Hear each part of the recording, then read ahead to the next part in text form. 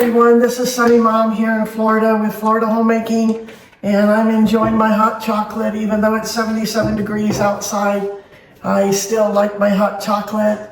I'm not a fan of coffee, so hot chocolate's my go-to drink.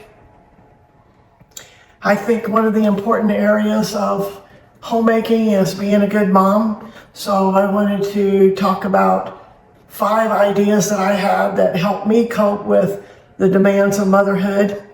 I am the biological mother of 8 children, and we had them over 20 years, one dad and one mom, and we couldn't get them here any sooner. We wanted a big family, but my health didn't always cooperate.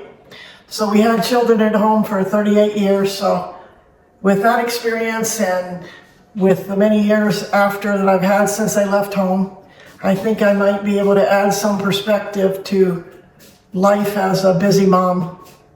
I'm not a licensed counselor, but I've learned a lot raising my children and living through all these many years. Here's some of my suggestions. Number 1, plan ahead for your week's demands. Write it down on paper or electronically so you can refer to it. Work your list and check it off as you go so you feel accomplished. Number 2, bite the elephant in pieces, I say. Take one step at a time at your task at hand. If you can wrap your head around one part of the demands of the event, it becomes much easier. For instance, if you have company coming Friday night, one bite would be to plan your meal. The second bite might be to take inventory of what food you have, and then make your list and go shopping, and then prepare your meal on Friday night. That way, when you break it down like that, it doesn't seem like such a demand with all the other demands you have with raising your children and keeping your home up. Number 3, I call it move your pots around on the burner. You're not going to be able to devote the same amount of time to your demands each day or week. You may have one demand on the front burner this week or day, and then you may have to move it to the back burner on simmer on the next week or the next day.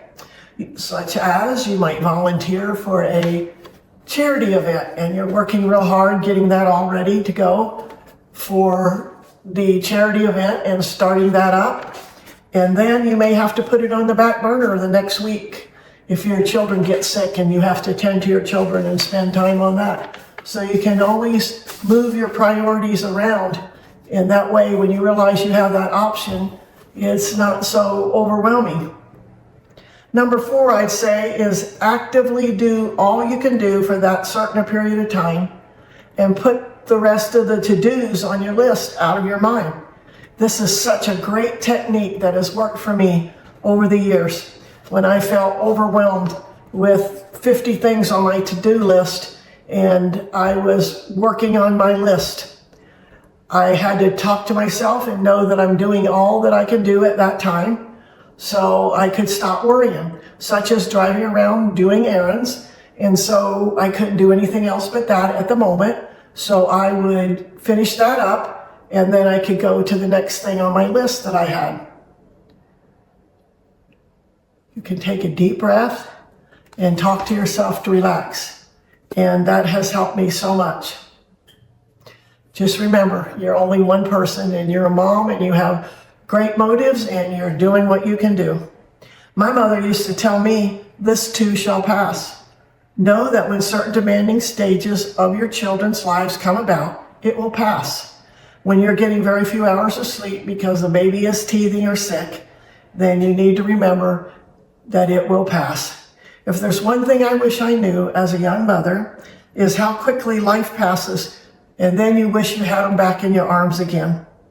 Find positive things about your situation and enjoy the journey.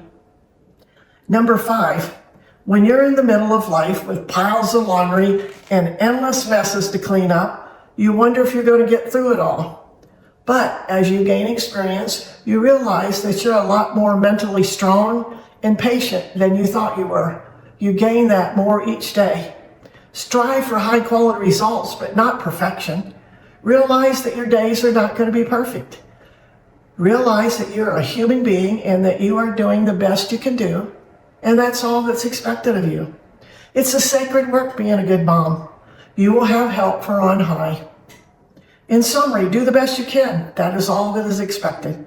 Come to realize this, and it will help you love yourself and to resist the temptation not to be so critical of yourself.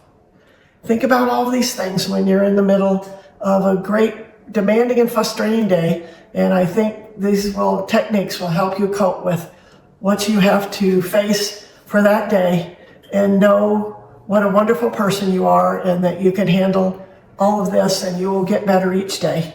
Until next time, take care and enjoy the beautiful small moments of being a mom.